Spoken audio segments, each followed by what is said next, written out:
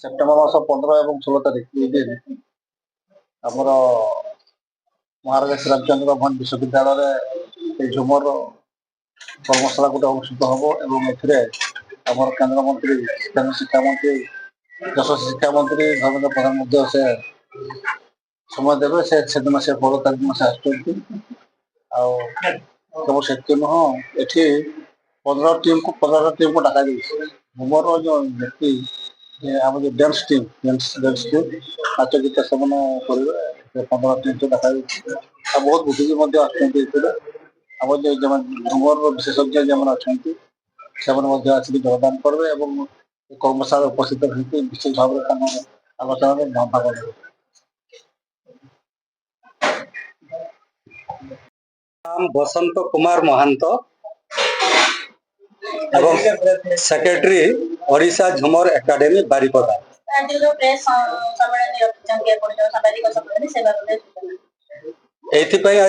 Press meet आम सांबादिक सम्मेलन करें।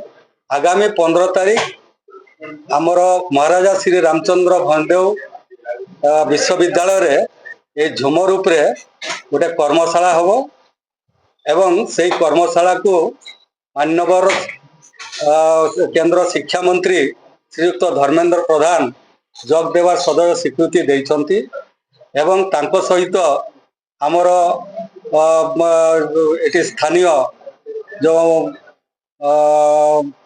अध्यापक प्रोफेसर डॉक्टर किशोर कुमार बसा बर्तमान जे chairman monument authority of India रो अछंती से मध्य सदय स्वीकृति देइछंती मुख्य वक्ता रूप में यही कार्यक्रम में अंशग्रहण करेंगे।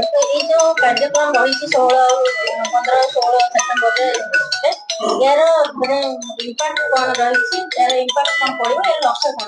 यार लक्ष्य एवं उद्देश्य हूँ झुमर हूँ भारतीय संस्कृतिर एक प्राचीन प्राचीन संस्कृति भितर एटा गोटे जाऊँगी। या पर्यंत अधिक अधिक गवेषणा है एवं एथिपाई सरकार मध्य जानी जे जिनसटा यही पूर्व भारत में 5टा राज्य रे गाँ गाँ रे सामाजिक संस्कृति सहित झुमर जड़ित अच्छी किंतु वर्तमान सुधा से माने अजाणत रही हेतु एत बड़ गोटे संस्कृति प्राचीन संस्कृति लोकलोचन को आसी पारि नाही।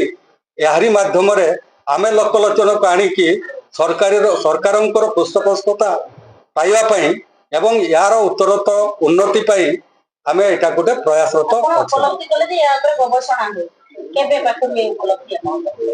ये उपलब्धि 2011 मसीहा पाखु रही।